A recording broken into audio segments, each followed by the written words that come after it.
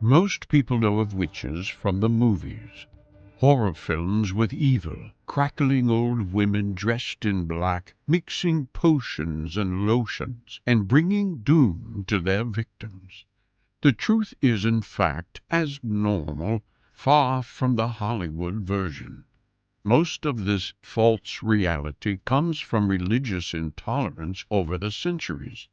Church propaganda spread stories and fear among the masses. This in turn brought down violence upon those practicing witchcraft. So, what is the real truth? Did witches deal with the devil? Did they eat their victims?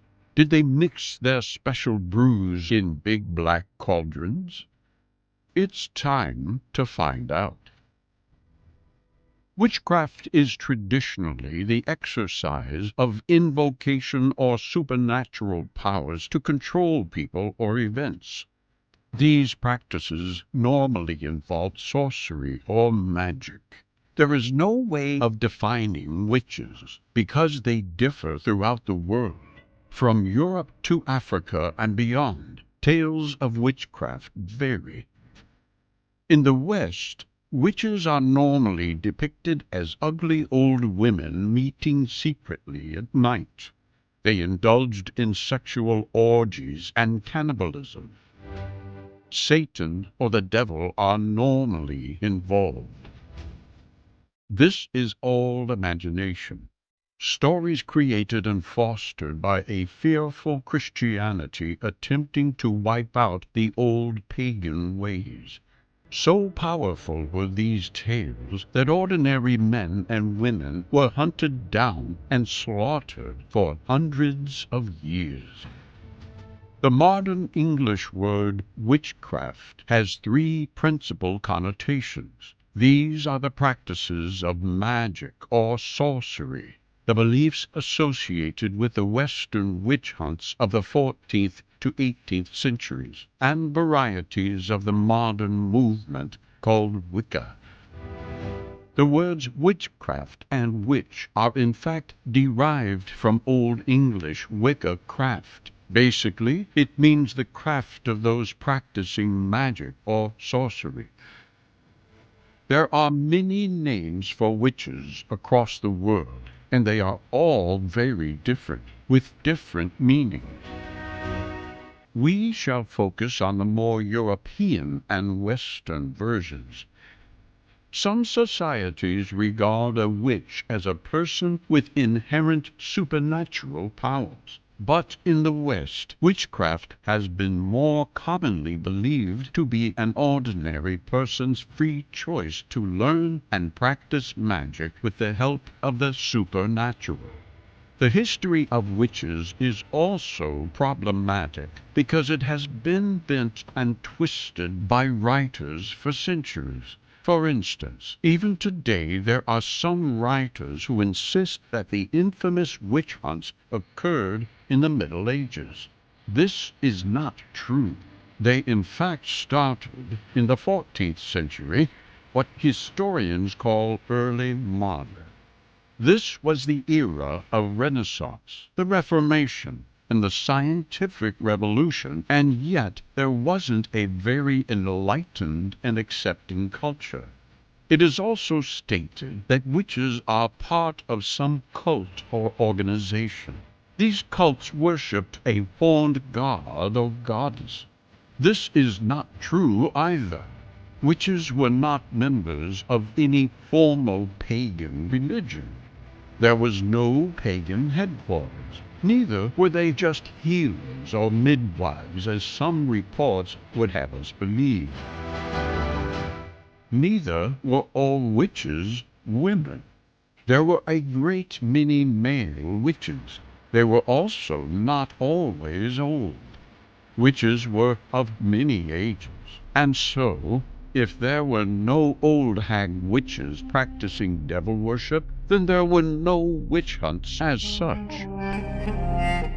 Those hunted down and killed were simply pagans. That is, they followed an ancient belief system of the earth. They understood how to use root crops, monitor seasons, and much more. They were in fact a persecuted minority in a Christian world that wanted to wipe out all those who opposed its beliefs. Neither did the witch hunts prosecute, let alone execute millions. Was there really some grand conspiracy by males, priests, judges, doctors, or inquisitors against members of an old religion or any other real group? One of the accusations against witches is that they practiced black masses, but these are almost entirely the fantasy of modern writers. In the West, there were no witch doctors whose job it was to release people from evil spells. So what were they doing? A sorcerer, magician, or witch attempted to influence the surrounding world through occult means. The occult is simply something hidden and therefore not seen by outsiders. In fact, in the West, until the 14th century, witchcraft had more in common with the practice of sorcery in other cultures, such as those of India or Africa, than it did with the witchcraft of the witch hunts. It was simply those methods practiced by witches of achieving personal goals, not plotting against those people around them. In short, like their counterparts worldwide, early Western sorcerers and witches worked secretly for private ends, as contrasted with the public practice of religion. Their worship was therefore not controlled by a greater church, and so it was a threat to the establishing Christianity. Establishments in all ages will attempt to vilify small groups opposed to it. Methods used by witches included incantations using formulas or chants invoking spirits, divination, and oracles to predict the future, amulets and charms to ward off hostile spirits and harmful events, potions or salves, and dolls of other figures to represent their enemies. Their aims were to preserve good health, to acquire property, to protect themselves from others, from natural disasters or what they called evil spirits, to help friends and family, and occasionally to seek revenge. These aims were as old as man, and today little has changed. What has changed are the methods. For thousands of years, things such as animal sacrifice to maintain fertility were used. It is even in the Old Testament. Increase the slaughter, and you increase the fertility. The mixing of tales of sorcerers and witchcraft saw over time them both being believed to be the same thing. Because sorcery called upon the work of spirits and gods, so too eventually did witchcraft in the popular culture. In Africa, the same idea persists between sorcery and witchcraft. Here, just as in Europe, witches are still seen as particularly active after dusk, when law-abiding mortals are asleep. According to traditional Navajo belief, when a witch travels at night, he wears the skin of a dead animal in order to effect a transformation into that animal. These are known as skinwalkers, and they hold nighttime meetings at which they wear nothing except a mask, sitting among baskets of corpses, and have intercourse with dead women. In some African cultures, witches are believed to assemble in cannibal covens, often at graveyards or around a fire, to feast on the blood that they, like vampires, extract from their victims. If they take the soul of a victim's body and keep it in their possession, the victim will die. Like those in Western societies suspected of child abuse and Satanism, African witches in the popular imagination are believed to practice incest and other perversions. The power of witches is often believed to come from a special pact they have through animal familiars. They are assistants or agents in the magical realm, and they are often cats, dogs, and owls. Often, the power is thought to come from within the witch themselves without the need for external aid. Among the Zande of the Congo and some other Central African peoples, the source of this evil working capacity is believed to be located in the witch's stomach, and its power and range increase with age. The magical power can be activated simply by wishing it. At the same time, the Zande believe the evil deeds can be wrought even more effectively by the manipulation of spells and potions and the use of powerful magic. In fact, this is technically sorcery, and like the witches in Shakespeare's play Macbeth, who dance around a pot stirring potions and muttering spells, the Zande practitioners may more properly be termed sorcerers rather than witches. In many African cultures, witches are believed to act unconsciously, unaware of the ill they cause, and are driven by irrepressible urges to act badly. It is therefore easy for those accused of witchcraft, but who are not conscious of wishing anyone ill, to assume that they unknowingly did what was attributed to them. You simply assume you are guilty, even though you had no intention of doing harm. In this way, many so-called witches become scapegoats. This, along with the effects of suggestion and torture in a world where people take the reality of witchcraft for granted, goes far to explain the striking confessions of guilt that are so widely reported in Africa and elsewhere, and that are otherwise hard to comprehend. Over time, witches and sorcerers have been accused of all manner of disease and disaster. Sickness, death, loss of fortune, and more have been and still are regularly placed at the witch's door. In both Africa and Asia, natural disasters and epidemics have been blamed on witchcraft. In fact, many people in third world countries who fail exams, lose elections, or can't find a job are accused of witchcraft. It seems to be the go-to place to explain away ordinary ups and downs of life.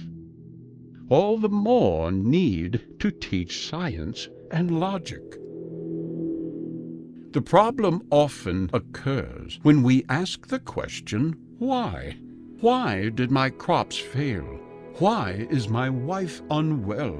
Why cannot I give birth? To have a simple and relatively mystical answer is a route out of the unknown.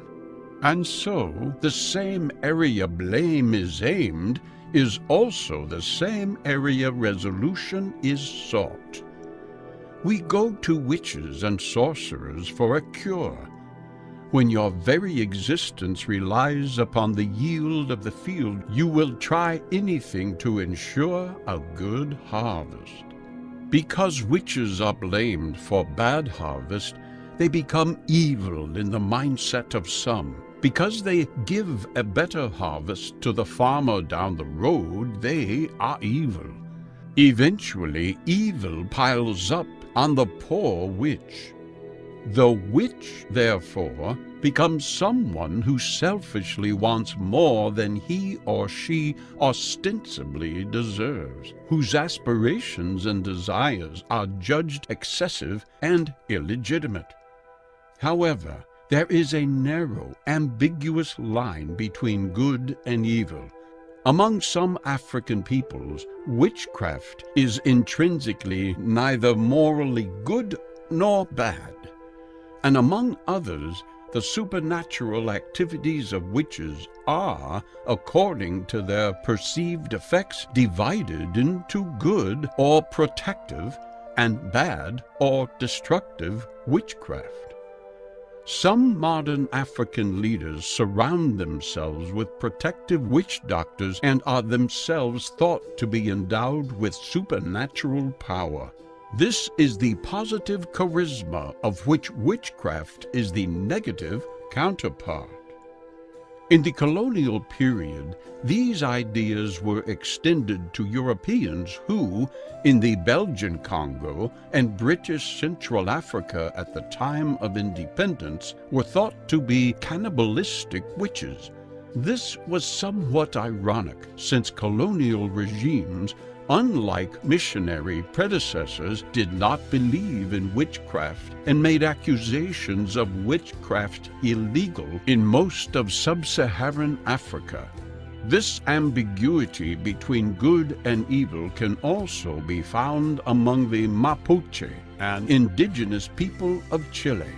They believe that young women take up sorcery, and as old women become powerful witches who use bad medicine to obtain their ends. They are aligned with evil forces and use them to harm or gain advantage over others. Their training and use of plants and animals in their medicine is similar to that of shamans, who use good medicine and other magic against forces of evil. In Haitian Vodou, there is a sharp distinction between man-made evil magic powers connected with zombies and the good invisible spirits identified with Catholic saints. This evil and good concept is an extension of what occurred in Europe.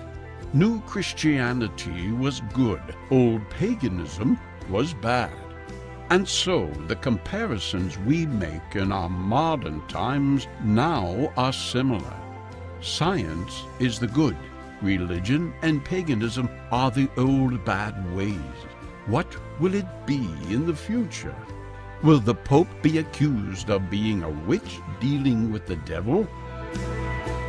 Many believe that European witchcraft really emerged from what is known as Wicca. Wicca is also known as pagan witchcraft and is in fact a modern pagan religion. It developed in the early 20th century and introduced to the population by an ex-civil servant called Gerald Gardner. Secret teachings and books were used to spread the new religion, claiming all the time that it was in fact a continuation of a long line of esoteric belief. In fact, the term Wicca may be old, but the modern practice, although based loosely upon historic research, is nothing more than a created religion. To get to the origin of witchcraft is not as easy as we might think.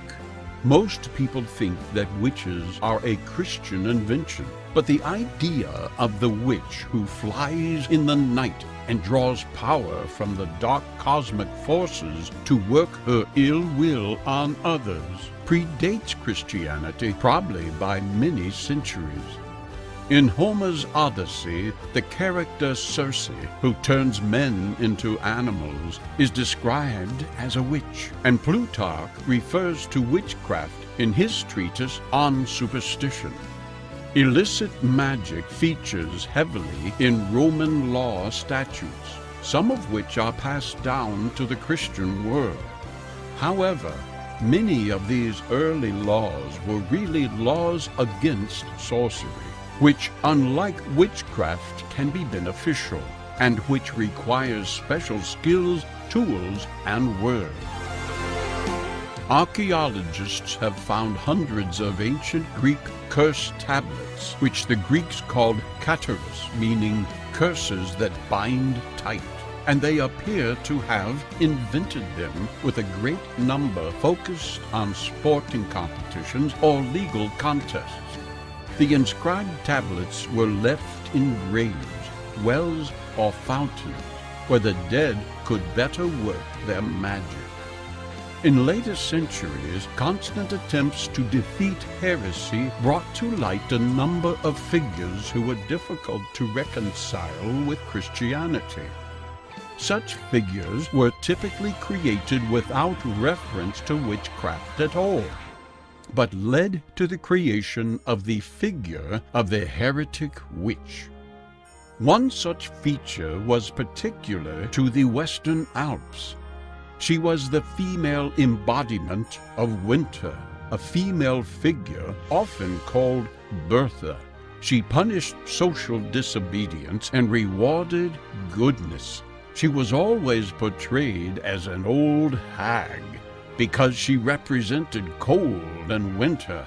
It did not take long for intellectuals to note her resemblance to the witches with whom they were familiar from classical literature. Slowly, and in bits and pieces, the idea of the witch emerged. The witch is a person who employs magical entities, which may include powers she carries within her body to harm other people. She doesn't have to be a female. She certainly doesn't have to have a hat and a broomstick. She has to be like the dead, hard and infertile, and she has to hate. The dead hate the living, and the witch hates just as they do. There is no particular moment when this popular idea is formulated. The witch's familiar was usually a small animal, sometimes as tiny as a housefly. The witch fed the familiar, and in return it may act out her commands. It was, in fact, a kind of fairy known as the household brownie or hob. These creatures favored cream and had to be appeased by constant offerings of it, or they could start to behave like poltergeists.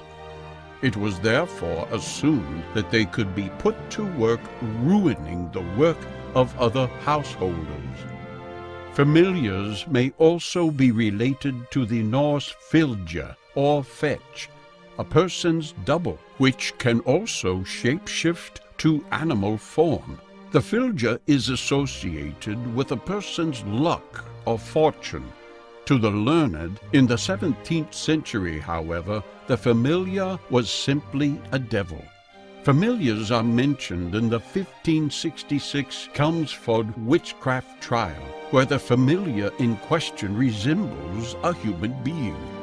The idea that you can separate out part of yourself, a part that may look exactly like you, and send it to work your will on the bodies of others is central to the idea of witchcraft. The 11th century saw the arrival of the scholar. Scholastic philosophy meant that all of created nature became an object of scrutiny from which scholars could create a model that applied to everything. Soon, aspects of folklore that had been smiled away or incorporated into Christian worship in earlier periods were looked at again. Large monasteries over the 12th to 14th centuries became preoccupied with the moral problem of wet dreams. Was it sinful to have a wet dream? Monks reported that their nocturnal emissions were often the result of being pressed or sat on by a humid female figure. Since no women were allowed into monastic dormitories, somebody suggested that the female figures might be devils capable of transforming themselves into the appearance of females in order to tempt monks into sexual sin.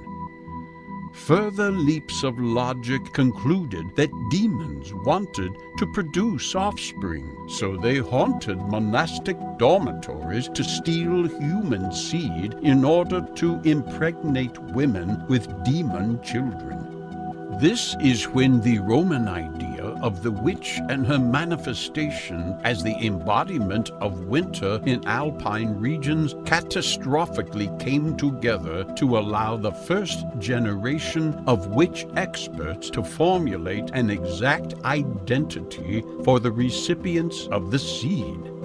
She was old, outcast, ugly, and eccentric. She became the witch we know today. By the 1590s, the last decade of Elizabeth I's reign, the idea of the witch in England had taken root as an old, very poor woman, lame or blind in one eye, and inclined to lose her temper over personal slights. Her dry, twisted, and aging body was a kind of poison, and she was believed to be able to harm people and animals simply by speaking to them or looking at them. In the meantime, the law had been updated to reflect the work of continental witch experts. These so-called thinkers rejected the idea that elderly women could do magic that flouted the will of God. They concluded it must be the devil who had all the power, and so the witch's familia became demonic. Soon witches were being accused of evil, and trials began. As an accused witch, you could be tried in a church court, at local courts, or at an assize court, where you could be condemned to death. The process, however, was similar at every level. Somebody would complain to the local justice of the peace that you had bewitched an animal or a foodstuff or a child. Whether or not the complaint is taken any further depends on how energetic the justice of peace was and how much he believed in witchcraft. At the trial, those who submitted written complaints took the stand and gave their evidence aloud and under oath. The witch would also take the stand, and the confession would be read aloud. After that, the jury would decide on your guilt. There was no counsel for the defense. If the witch was found guilty, he became one of the estimated 50,000 people who were executed for witchcraft in the early modern era. Witchcraft caused great fear within society, but it also often became a function of normal life. Somebody new to a community might be accused of witchcraft because his or her neighbors were suspicious of them. Sometimes a person might pretend to be bewitched because it was a way of making money. People were more suspicious of witchcraft when the harvest failed, as they looked to find a cause. Witchcraft trials became ways for grievances and disputes to be aired, and for people to stand in testimony for or against their neighbors. In many ways, understanding the history of witchcraft tells us less about the supernatural than it does about the realities that desires within mankind itself. The trials endured by witches were horrific. As part of the infamous swimming test, accused witches were dragged into the nearest body of water, stripped to their undergarments, bound, and then tossed in to see if they would sink or float. Since witches were believed to have spurned the sacrament of baptism, it was thought that the water would reject their body and prevent them from submerging.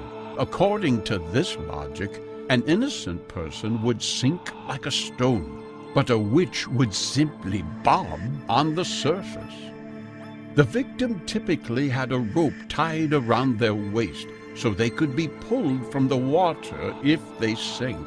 But it wasn't unusual for accidental drowning deaths to occur. Witch swimming derived from the trial by water. an ancient practice where suspected criminals and sorcerers were thrown into rushing rivers to allow a higher power to decide their fate. This custom was banned in many European countries in the Middle Ages, only to re-emerge in the 17th century as a witch experiment.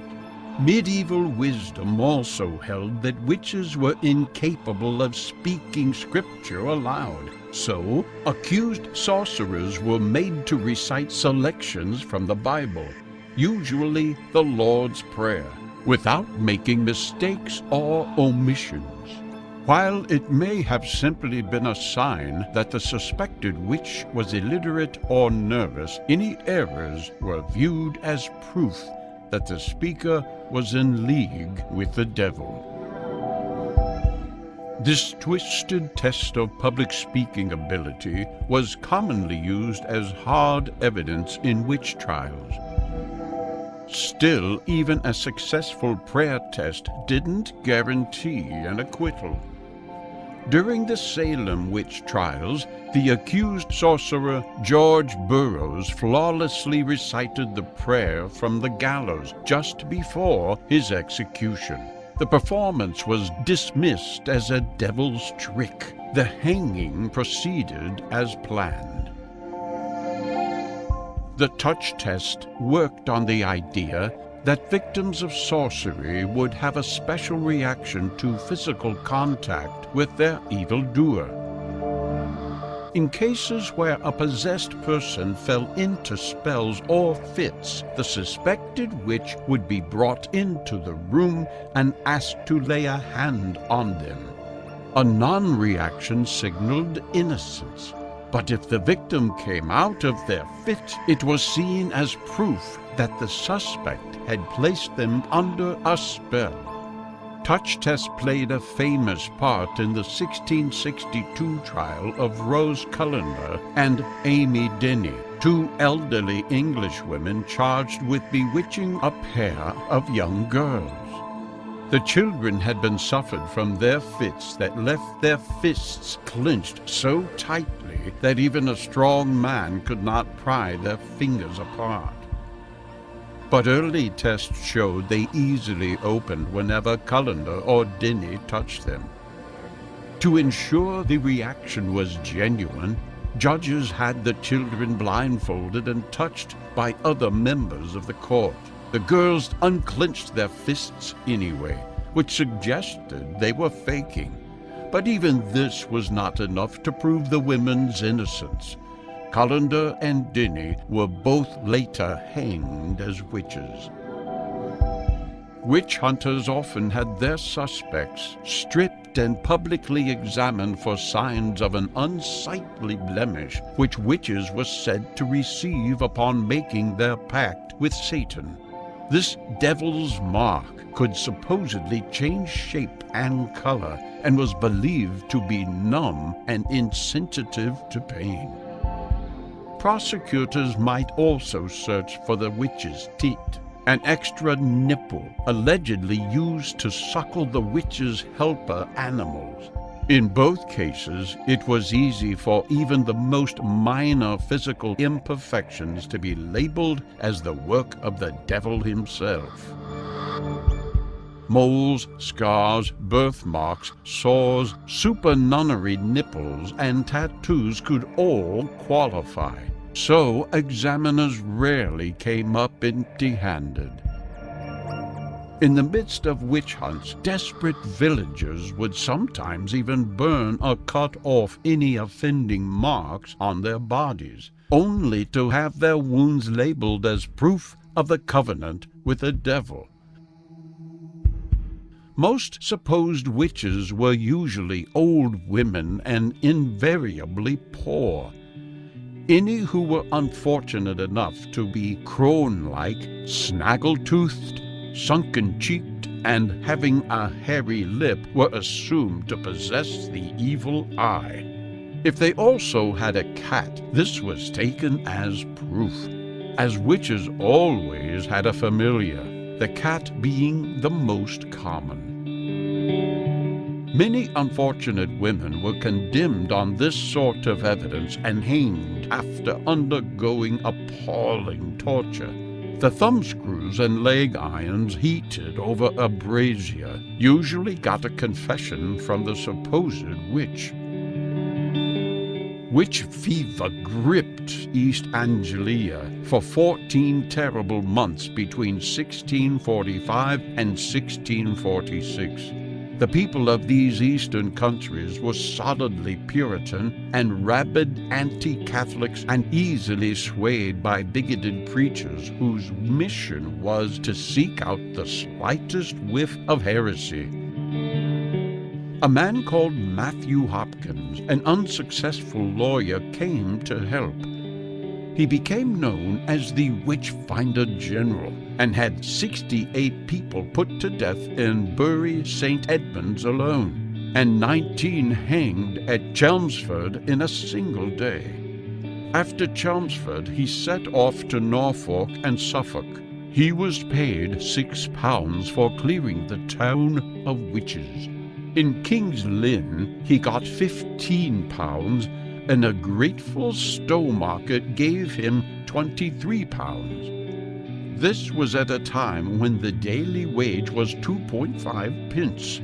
It was good money being a witchfinder. Much of Matthew Hopkins' theories of deduction were based on devil's marks. A wart or mole or even a flea bite he took to be a devil's mark, and he used his jabbing needle to see if these marks were insensitive to pain. While the idea of witchcraft began to mingle with the persecution of heretics even in the 14th century, the beginning of the witch hunts as a phenomenon in its own right became apparent during the first half of the 15th century in southeastern France and western Switzerland, in communities of the Western Alps, in what was at the time Burgundy and Savoy. Here the cause of eliminating the supposed satanic witches from society was taken up by a number of individuals. Claude Tolleson, for instance, had tried over 200 people, accusing them of witchcraft in Briançon, Dauphine, by 1420. While early trials fall still within the late medieval period, the peak of the witch hunt was during the period of the European Wars of Religion, between about 1580 and 1630. Over the entire duration of the phenomenon of some 3 centuries, an estimated total of 40,000 to 100,000 people were executed. The height of the European witch trials was between 1560 and 1630, with the large hunts first beginning in 1609. The witch trials of Trier in Germany was perhaps the biggest witch trial in European history.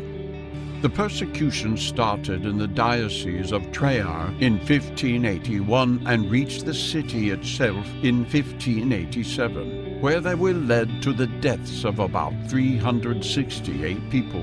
And as such, it was perhaps the biggest mass execution in Europe during peacetime.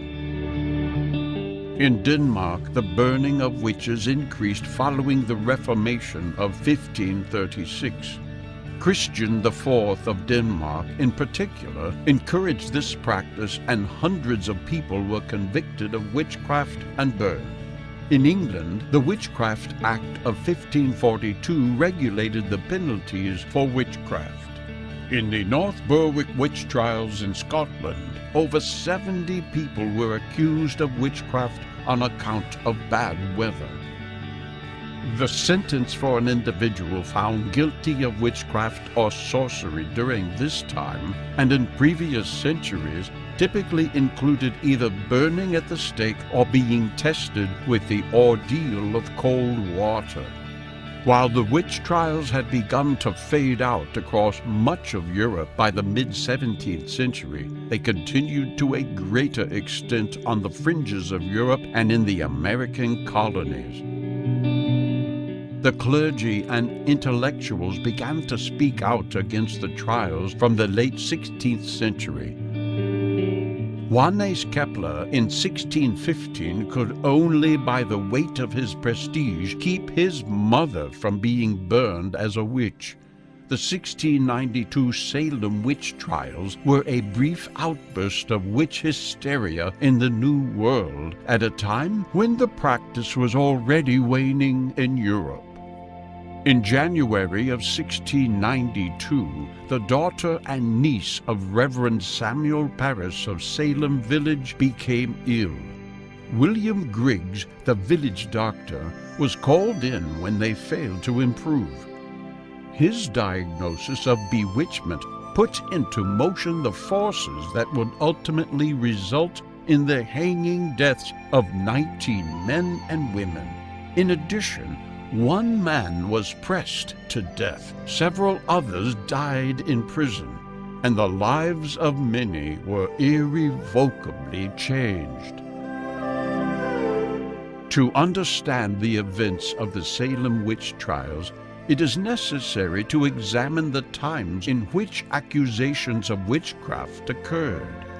There were the ordinary stresses of the 17th century life in the Massachusetts Bay Colony, a strong belief in the devil, factions among Salem village families, and rivalry with nearby Salem town, combined with the recent smallpox epidemic and the threat of attack by warring tribes, created a fertile ground for fear and suspicion.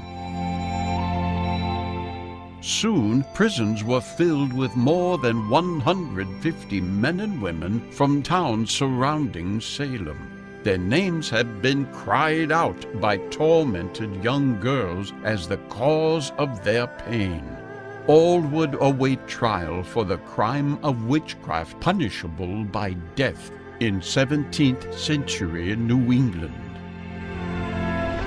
In June of 1692, the Special Court of Oria and Termina sat in Salem to hear the cases of witchcraft. Presided over by Chief Justice William Stroughton, the court was made up of magistrates and jurors. The first to be tried was Bridget Bishop of Salem, who was found guilty and was hanged. 13 women and 5 men from all stations of life followed her to the gallows on 3 successive hanging days before the court was disbanded by Governor William Phipps in October of that year. The Superior Court of Judicature, formed to replace the Witchcraft Court, did not allow spectral evidence. This belief in the power of the accused to use their invisible shapes or specters to torture their victims had sealed the fates of those tried by the court of Oria and Termina. The new court released those awaiting trial and pardoned those awaiting execution. In effect, the Salem witch trials were over. Today, witchcraft has come full circle, and itself considers Satanism to be the dark side of Christianity rather than a branch of Wicca. In fact, this is true because of the character of Satan exists only in the theology of the 3 Abrahamic religions, and Satanism arose as and occupies the role of a rebellious counterpart to Christianity, in which all is permitted and the self is central.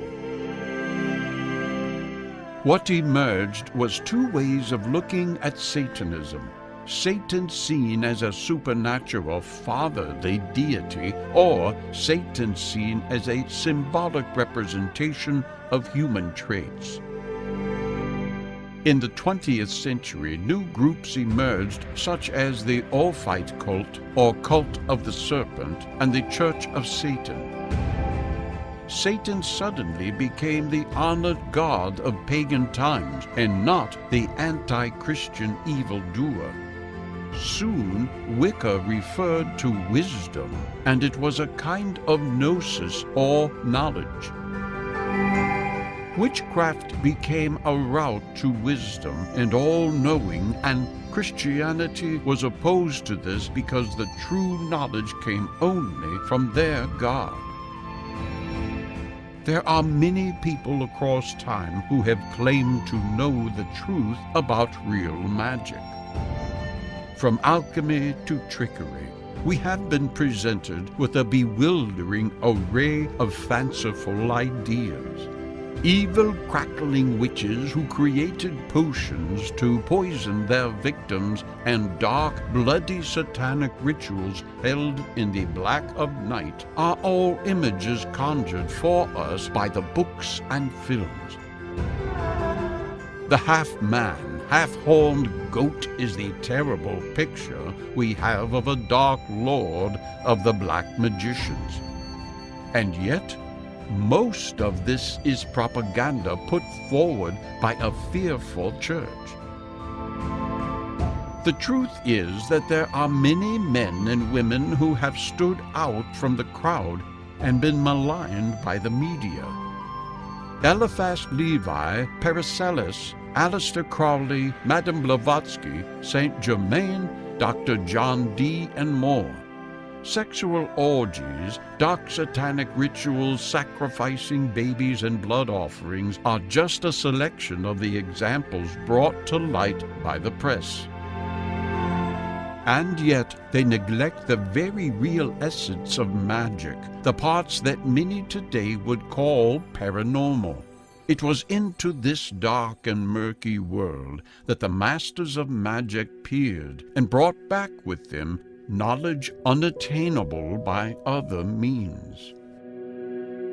The word magic is related to imagination.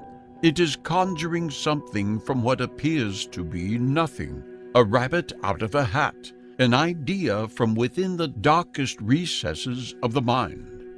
It was once the dark remit of the mage, the magician, the wise wizard. In truth, we all are magicians, constantly imagining, and from those thoughts we create, we become creators. This is why ancient philosophers said that we are all God, for we all speak the word and manifest it into reality. Magic is the belief that the material universe is only a very minor part of all reality, and that, in fact, it includes many other planes of existence and even consciousness. In the same way, we possess consciousness and unconsciousness, both of which have their own concepts of reality. So too the universe mirrors this and more. Also, in the same way that we cannot access the unconscious realm of our own mind, we simply cannot access the other realities of the universe, unless, of course, there is a way. And that is the realm of magic, being able to find ways of accessing other realities and affect our own. One of the other realms or realities of magic is known as the astral light, and believers of this reality say that the cosmic fluid of the astral light can form or mold physical forms. The force that can do this is said to be human thought, human willpower. The human being existing in the microcosm can, once it understands, affect the macrocosm. The small can affect the large. We can set in motion an action in our own level of reality and cause an effect in the greater reality. All of this can sound quite potty to the mind that is not used to such concepts, and like the hand of a clock, we need to adjust our position a moment at the time in order to understand that time and things change. Understanding this magical ability of the human being takes some effort, and indeed, it has taken men lifetimes to come to terms with or blow away. In essence, man discovers that he is in fact God in almost every sense of the word. To the growing elite and occult brotherhoods, magic is truly powerful. One famous 19th century and early 20th century occultist was Dr. Gerard Incourse, otherwise known as Pappus. He founded the modern group known as the Martinists, based upon an 18th century Martinist order, a kind of New Age Christian sect. He claimed that magic was really scientific, carrying out experiments on powers and energies that were little understood at the time. He stated that magic was dangerous and that three main principles were required in its operation, namely the willpower of the individual, the actual material basis and the actual force upon which the mind or will operates and affects a change in the material. This was a period seeing the rise in scientific thought overpowering religious or spiritual. This force, which science would discover, was known to the Jews as the the astral light to others, and the magnetic fluid to yet more. It was seen by our ancestors when they took drugs or went through special procedures to open their mind in a very Woodstock way.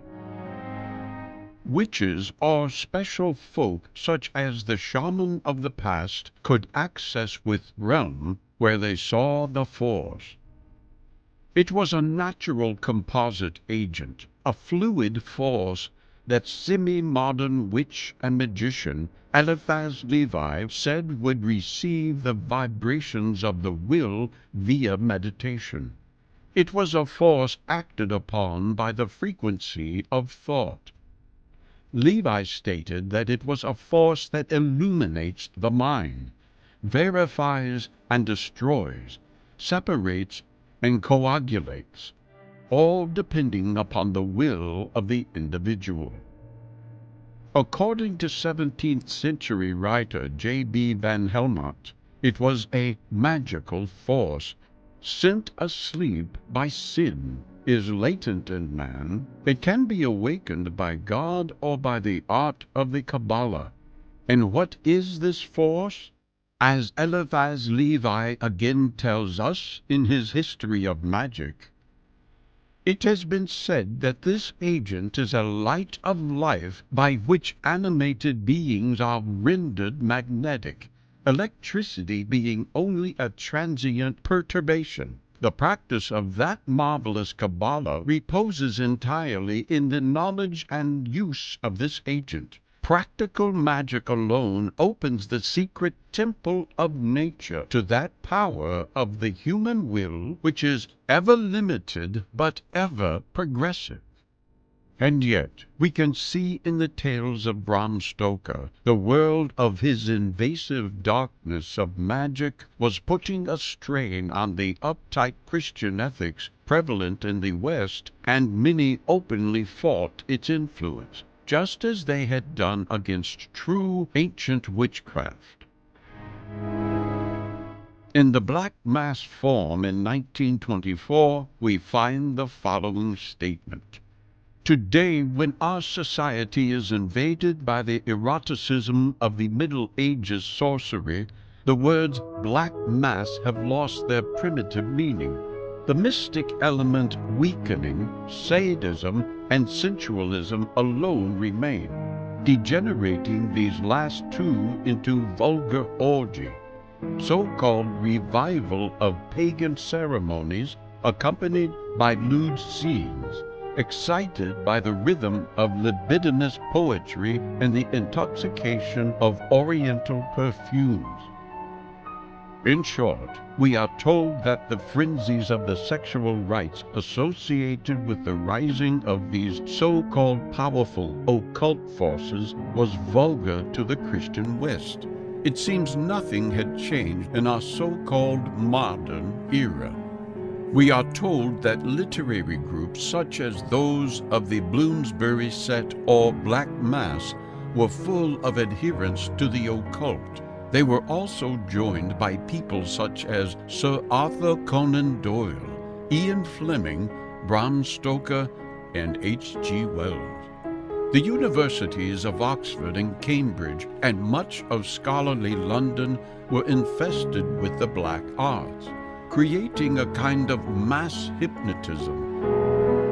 Emerging from these groups, we find such people as Aleister Crowley, creating his own occult groups and influencing a great many writers thereafter. There are several points of discussion in this little snapshot of history. Firstly, we see that many of those influencing the minds of British citizens were in fact foreigners, and thus we have that spiritual invasion spoken of by Bram Stoker in Dracula.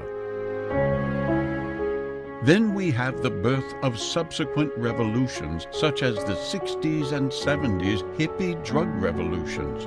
For instance, Crowley being found on the cover of the Beatles' Sgt. Pepper's album. We are shown that sexual license and drug-induced frenzies were supposedly leading these people on the downward path to the world of Satan. There is nothing new in any of this, for it has been repeating for millennia. Freemasonry itself, amongst many others, claims descent ultimately from Egypt, where drugs were heavily influential in the spiritual and magical life. Initiates were and still are in some cults subjected to horrifying trials of darkness, fire, water, long fasts leading to visions. Should they survive sane, then they are accepted into the fold. Hallucination was one of the prime methods of Egypt theurgy, using opium, datura, henbane, hashish, cinnamon, and laurel, creating vapors, which brought on the frenzy of the prophets. But we also see that we have two distinct opposites and very little balance. On the one side, we have thoughtful, intelligent people discovering freedom from a Victorian and religious yoke, like children showing off in front of their friends. On the other side, we have the parents, the Christian old school, who are shocked at their youngsters' actions and can accept nothing good in what they see. Our problem is that we have divided nature into compartments that no longer see the whole. We have named everything, and in so doing we have reduced them down to constituent parts.